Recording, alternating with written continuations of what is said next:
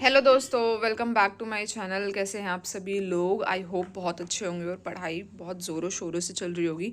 पढ़ाई में दोनों चीज़ें आ जाती हैं, जो बच्चे स्किल प्रिपेयर कर रहे हैं वो स्किल, और जो अपना सीबीटी प्रिपेयर कर रहे हैं वो अपना सीबीटी। एंड बहुत बहुत सारे कमेंट्स आए थे कि आप 2025 के लिए बताइए ये सब। तो मैं बताऊंगी ज़रूर ज़रूर, आप लोगों के लिए कुछ ना कुछ मैं लेकर आऊँगी। बट जब तक वो नहीं आ रहा है तो गाइज़ मैं नहीं चाहती आपका थोड़ा भी टाइम वेस्ट हो। तो आप लोग, मेरे ही चैनल पे एक प्लेलिस्ट है टिप्स एंड सजेशंस, तो उसमें जाके आप वीडियोस देख सकते हैं। जब मैं अपने सीबीटी प्रिपेयर कर रही थी और अभी रिसेंट में ही जब हमारा एग्ज़ाम हो चुका था अभी 2024 वाला, उसके बाद भी मैंने 2 वीडियोस अपलोड करी हैं, तो आप वो देख के आइडिया ले सकते हैं। एंड उसके बाद मैं जल्दी ही कोशिश करूँगी कि मैं वीडियोस और भी लेकर आऊँ। जितनी भी नॉलेज, जितना भी एक्सपीरियंस मेरे पास है वो मैं आपके साथ ज़रूर शेयर करूँ। एंड आज की वीडियो शुरू करने से पहले मैं बता दूं कि जो भी आज वीडियो में बातचीत होंगी, और अगर उसमें मैं ऐसा कुछ गलत बोल जाऊं या कुछ ना बोल पाऊं तो उसके लिए ऑलरेडी पहले से ही मैं सॉरी फील करना चाहती हूँ। क्योंकि गाइज़ ये वो चीज़ें हैं जो मेरे साथ मैंने एक्सपीरियंस करी हैं। मैं सिर्फ और सिर्फ आपको वो ही शेयर करने जा रही हूँ। और इसमें ऐसा कुछ नहीं है कि मतलब मेरे पास बहुत ज़्यादा, मतलब जैसे मैं किसी चीज़ में प्रो नहीं हूँ गाइज, मैं ये बोलना चाहती हूँ आपको। जो भी जितना भी जेन्युइन मेरे पास जो कुछ भी है, मैं बस वही आपके साथ शेयर करना चाह रही हूँ। हो सकता है क्योंकि बहुत सारे लोगों को आइडिया होगा, बट बहुत सारे लोग ऐसे होंगे जो मेरी तरह, जब मैं कभी बिगनर थी तो वो भी बिगनर होंगे। तो एक बारी जब हमें थोड़ी बहुत नॉलेज कहीं से मिल जाती है ना, कुछ आइडिया लग जाता है, तो एक थोड़ा सा ना कॉन्फिडेंस आ जाता है। तो उससे ऐसा लगता है कि हाँ, हम वहाँ पर भी चीज़ें टैकल कर लेंगे।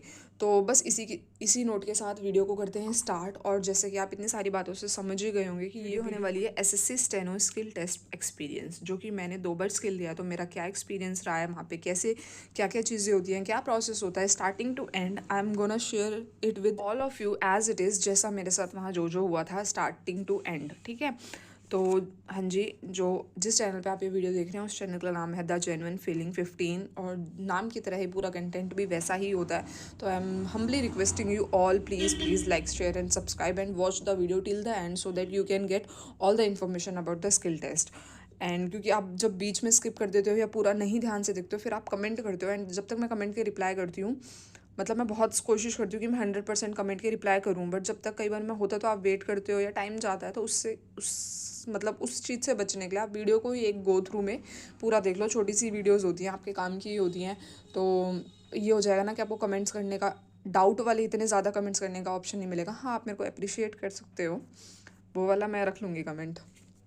तो मैंने 2 बारी मतलब 2 प्रीवियस ईयर्स के स्किल दिए थे। उस बेस पे मैं आपको बताने जा रही हूँ कि क्या स्टार्टिंग से लेकर क्या एंड तक क्या होता है। मैंने ना ये पहले ही प्रिपेयर कर लिया था ताकि मैं लिखूँ और फिर आपको बोलूँ तो उसमें ना टाइम ना जाए, तो बस हम वर्बल वाला पूरा डिस्कशन कर सकें। तो साउंड कैसा होता है, नोटपैड कैसा मिलेगा, टाइम कितना होगा, एक्चुअल डिक्टेशन कैसी होती है, सिस्टम लॉगिन कैसे करेंगे, कीबोर्ड मॉक टेस्ट डिक्टेशन होगी नहीं होगी, टाइपिंग ट्रायल कैसा होगा, पेन लेके जाना है, पेंसिल लेके जाना है, अपना लेके जाना है या वो लोग देंगे, एडमिट कार्ड, डॉक्यूमेंट्स, एवरीथिंग। तो I am gonna start this one by one, so please paying attention जी गाइज। तो नंबर 1 पॉइंट है साउंड। तो गाइज वहाँ पे साउंड कैसा होगा, क्लियर होगा नहीं होगा, स्पीकर कितने लगे होंगे, उनकी वॉइस कैसे होगी, आपको बिल्कुल स्पीकर के पास बैठना चाहिए या दूर बैठना चाहिए, मिड में बैठना चाहिए, आपकी सीट के अकॉर्डिंग अगर नहीं आवाज़ आ रही तो आप क्या कर सकते हैं। तो सबसे पहले इस पॉइंट को डिस्कस करते हैं। देखो गाइस, पिछली बारी स्पीकर की बहुत ज़्यादा प्रॉब्लम हो गई थी। ऐसा सारे सेंटर्स पे नहीं था, 1-2 सेंटर पे ही था, तो जिसकी वजह से ना स्किल टेस्ट रीशेड्यूल भी हुआ था, अगर आप लोगों को इस कंट्रोवर्सी के बारे में पता हो। बट जब दोबारा उन्होंने रीशेड्यूल करके लिया था ना, उस टाइम पे मुझे स्पीकर की कोई भी प्रॉब्लम नहीं लगी। स्पीकर मतलब जब रीशेड्यूल हो गया था तो मेरा सेंटर हुआ था नोएडा वाला, सेक्टर 62 वाला। उसमें ऊपर मतलब बड़े बड़े स्पीकर लगे हुए थे और हर रो में ना क्लियर आवाज़ आ रही थी। हाँ, उससे पहले जो मेरा फर्स्ट टाइम स्किल था वो मैंने घेवरा वाले सेंटर पे दिया था, पवन गंगा वाला। वहाँ पे 2 है ना, तो वो जो पवन गंगा 2 करके है, वहाँ पे दिया था मैंने। तो वहाँ पे रूम छोटे थे थोड़े, और ऐसी थोड़ी सी फटी फटी सी आवाज़ आ रही थी स्पीकर की, बट ये नहीं कह सकते कि आपको सुनाई नहीं दे रहा था या क्लियर नहीं था, क्योंकि वो थोड़ा रूम छोटा था। वहाँ की फैसिलिटीज़ के अकॉर्डिंग सेक्टर 62 वाले से कंपेयर करें तो थोड़ा सा मुझे ऐसा ही लगा। बट जो सेक्टर 62 नोएडा वाला था ना, वो बहुत बेस्ट हो गया था। और जो बाद में जब बच्चे घेवरा वाले पे भी गए थे ना, तो वो भी यही बता रहे थे कि हाँ, मच बेटर हो गया था पहले से। तो अब साउंड की दिक्कत के बारे में भूल जाओ, क्योंकि एस जैसे बार बार इतना लंबा रिस्क नहीं लेगी कि रीशेड्यूलिंग पे वो बार बार जाए, तो साउंड ना एकदम ठीक होगा। और पता है आप क्या कर सकते हो, बाई चांस मान लो कि आपका कंप्यूटर ए है और जो कंप्यूटर डी पे मतलब जहाँ सिटिंग है और उसके पास आसपास स्पीकर है, तो इतना भी अगर आप पास बैठने की कोशिश करोगे तो ऐसा भी मत करना, आप कहीं ना मिड में ही रहना। और अगर आपको ए पे नहीं आवाज़ आ रही तो आप बी या सी पे मूव कर सकते हो जब वहाँ पे एक्चुअल डिक्टेशन चल रही होती है, बट उसके बाद जैसी डिक्टेशन फिनिश आपको बैक टू ए होना पड़ेगा अपने। आई होप ये पॉइंट क्लियर हो सबको। तो गाइज़ अब आते हैं सेकंड पॉइंट पे जो कि है नोट पैड। तो गाइज़ अगर जो लोग अभी नोट पैड पर नहीं डिक्टेशन लिख रहे हैं या सोचते हैं कि एक आधी डिक्टेशन लिख लेंगे बाकी नहीं लिख रहे हैं, तो प्लीज़ प्लीज़ नोट पैड पर लिखना स्टार्ट करो। और ना जैसे ये वाला हमारा जो नोट पैड होता है ना, मैं आगे से दिखाती हूँ। ये जैसे मान लो इसकी ये जो लाइन है, तो अगर फॉर एग्ज़ाम्पल अगर ये 19 है तो वहाँ पे जो लाइंस होती है ना वो हमें 20 मिलेंगी। And if I am not wrong वो 20.5 125 ऐसे कुछ भी हो सकती है, 20 पॉइंट समथिंग समथिंग भी हो सकती है, बट ये 19 एज इट इज़ तो नहीं होती, हल्का सा मार्जिन होता है, लाइक इतनी तो लगती हैं वो, ठीक है। तो और वो ना 20 से 25 तक की बुकलेट सी बनी होती है, वो आपको मिलेगी। येलो कलर का कवर था लास्ट टाइम मेरा, और उसमें ना ऐसे आपका फ्रंट पेज पे सारी डिटेल्स होती हैं। फिर जो लाइक ये ऐसे पेज टर्न करते हो जब हम ऐसे ऊपर की तरफ खोलते हैं तो एवरी पेज पे आपके सिग्नेचर चाहिए होते हैं, और ना ऊपर साइड में रोल नंबर स्पीड लिखनी होती है हमें साइड में। और वो मतलब 20-25 पेज की बुकलेट टाइप की होती है। एंड फिर आप उसमें ऐसा पार्टीशन करके अपना डिक्टेशन वगैरह लिख सकते हो, टर्न कर सकते हो, ठीक है। ये हो गया नोट पैड का। टाइम, तो गाइस टाइम 2-3 तरह के टाइम है, तो मैं सोच रही हूँ इस पॉइंट को लास्ट में डिस्कस करते हैं, मुझे बता देना। एक्चुअल डिक्टेशन से पहले ना गाइज आपको मूक डिक्टेशन मिलती हैं जब आप, मतलब मैं इन पॉइंट्स को के पहले एक चीज़ जनरल बता दूं कि क्या होता है ना, जैसे मान लो आप गए, जैसे अब हम अपने नॉर्मल किसी भी एग्ज़ाम के लिए जाते हैं सीबीटी टाइप वगैरह के, तो आप गए, आपका एडमिट कार्ड चेक हुआ, वहाँ पे एंट्री हुई, आपको ना उसके बाद बायोमेट्रिक होता है, फिर उसके बाद ना वो एक लॉगिन करके आपका एक कंप्यूटर सिस्टम दे देते हैं। फिर जैसे आप उस कंप्यूटर सिस्टम पे जाके बैठ गए, उसके बाद आपको वो सारे डॉक्यूमेंट्स, वो कॉपी आती नहीं हमारी एक कैंडिडेट कॉपी टाइप की, सीसी कॉपी सॉरी, वो, और उसके बाद ना कुछ अब जो सीसी कॉपी होती है ना वो दे देंगे। फिर एक ना रूल्स की बुकलेट टाइप की भी देते हैं कि आप ना एक बारी मतलब गो थ्रू कर लो, आपके सिग्नेचर वगैरह लेंगे, तो वो जो कंप्यूटर होगा उसमें आपका मतलब फ़ोटो और वो आ जाएगी जैसे सीबीटी के टाइम पर आती है। उसके बाद क्या होगा ना, वहाँ पे चलेगी मॉक टेस्ट, मतलब मॉक टेस्ट की डिक्टेशन टाइप की, वो 1-1 मिनट की होती है, 2 चलाते हैं। एंड मतलब चाहे हम ग्रेड सी का कर रहे हो चाहे ग्रेड डी का कर रहे हो, मॉक टेस्ट चलते हैं, दो चलते हैं 1-1 मिनट के। एंड आपको उनको मतलब लिख के देखना होता है, वो इसलिए होते हैं ताकि जो वहाँ पे स्पीकर की वॉइस है उससे आप फेमिलियर हो जाओ और आपको डिक्टेशन थोड़े से वर्ड्स और वो वॉइस समझ आने लग जाए, तो इसलिए होते हैं। तो पहले तो आपको वो मॉक टेस्ट की डिक्टेशन मिलती है, मॉक डिक्टेशन, ठीक है, 2 होती हैं 1-1 मिनट की। And you have to write it, मतलब आपका जो शॉर्ट हैंड का पैड होता है उस पर लिखते हो आप। एंड जब आपकी एक्चुअल डिक्टेशन चलती है ना, जब आपको पता चले कि 2 मॉक डिक्टेशन हो गई, तो आप ना उसको ऐसे क्रॉस आउट कर दिया करो, ताकि एक्चुअल डिक्टेशन जब आप लिखो जो रियल वाली है हमारी, उसमें कन्फ्यूजन ना हो, लाइक जब आप टाइप करने बैठो तो, ठीक है। 2 मॉक की डिक्टेशन हो गई, उसके बाद स्टार्ट होती है एक्चुअल डिक्टेशन। एंड वो होती है हमारी 10 मिनट की, डिपेंडिंग ऑन कौन सी स्पीड पे कैसे है। अगर ग्रेड डी है तो 80 बोल के रखते हैं, वो ग्रेड सी है तो 100। बट ये जो 80 है वो 80 कभी नहीं होती है, 95 से 100 तक फ्लक्चुएट होती है। और जो 100 वाली होती है, इसका एक्सपीरियंस मुझे नहीं है, बट जो मेरे साथ वालों ने दिया था उन्होंने बताया था कि स्टार्ट ही है हमारी तो 115 से हुई थी, 120 तक खिंचती है। मतलब वो ना डिक्टेशन का टाइम 10 मिनट ही रखेंगे, उसके बीच में फ्लक्चुएट होती है। और आपको एकदम से ना ऐसे वहाँ पे रिलैक्स नहीं बैठना होता है कि ऐसे हैंड मूव कर रहे हैं, कम हो गई लिख रहे हैं, फिर एकदम से बढ़ जाएगी, फिर छूट गया, फिर धीरे, तो मतलब आप समझ रहे होगे मैं क्या कहना चाहती हूँ। फिर वो एक्चुअल डिक्टेशन मिलेगी, ठीक है। और जो ग्रेड डी का टाइमिंग होता है पूरा, वो 50 मिनट का होता है, ग्रेड सी का 40 मिनट का होता है, लाइक फॉर टाइपिंग।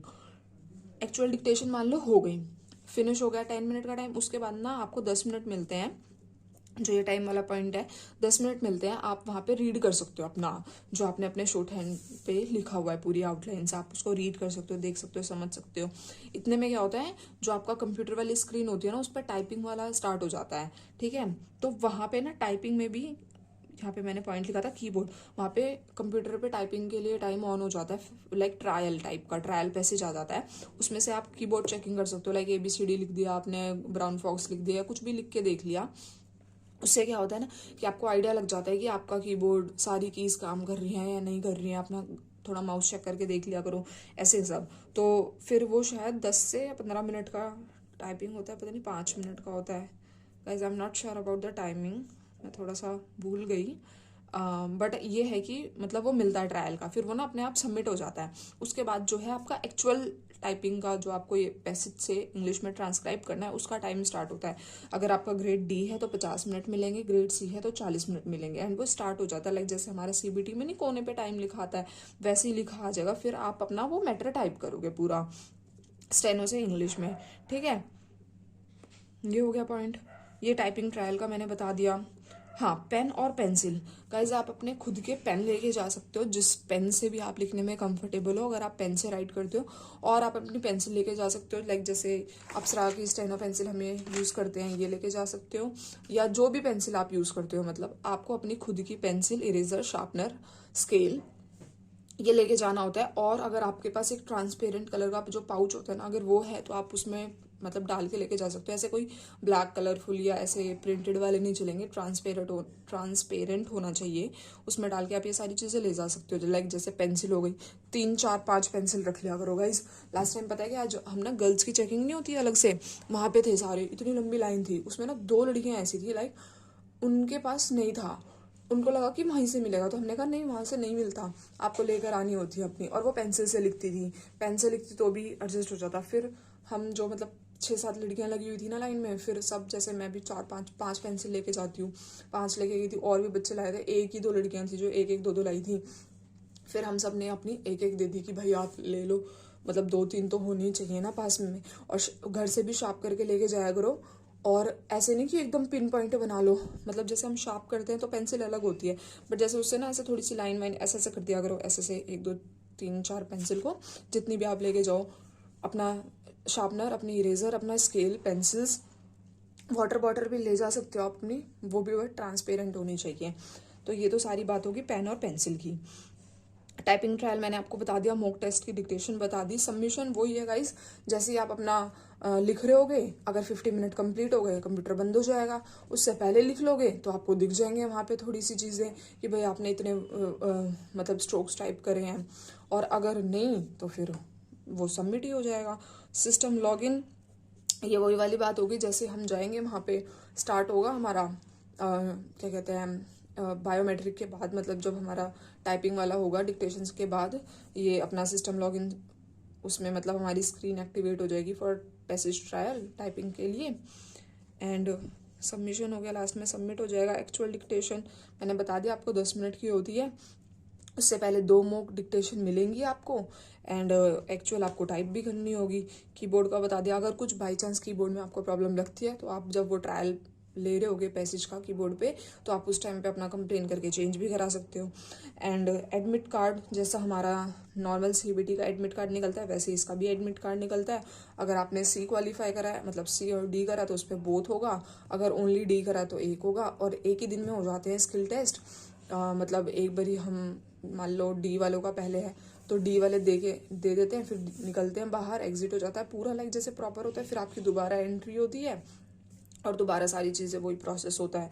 डॉक्यूमेंट्स अपने वही जो आप CBT के टाइम पे लेके जाते हो, लाइक जैसे कि आपका एडमिट कार्ड हो गया, आपका एक आइडेंटिटी प्रूफ हो गया, और अपने ये सारी चीज़ें। आई डोंट थिंक सो कि अब कुछ ऐसा रह गया, मैंने बोल तो काफ़ी कुछ दिया, एंड सॉरी अगर मैंने बहुत ज़्यादा तेज़ बोल दिया हो, बट अगर कुछ ऐसा रह गया होगा ना मिस, तो आप प्लीज़ मुझे एक बारी कमेंट करना, मैं फिर नेक्स्ट किसी नॉर्मल ब्लॉग में ही उसको डिस्कस कर लूँगी। एंड आई होप कि मेरे पास जितनी नॉलेज थी वो मैंने पूरी शेयर कर दी, तो आप लोगों को समझ आए और कुछ हेल्प मिल पाए, और जो थोड़ी बहुत आपकी नर्वसनेस है वो इससे ख़त्म हो पाए। तो बेसिकली मैंने आपको पूरा वहाँ का एनवायरनमेंट बता दिया, और ये डन। अगर कुछ भी हो तो please don't forget to comment, मैं उसको नेक्स्ट वीडियो में ज़रूर डिस्कस करूँगी। Thank you so much guys, thank you so much for watching, keep supporting me and keep loving me, bye.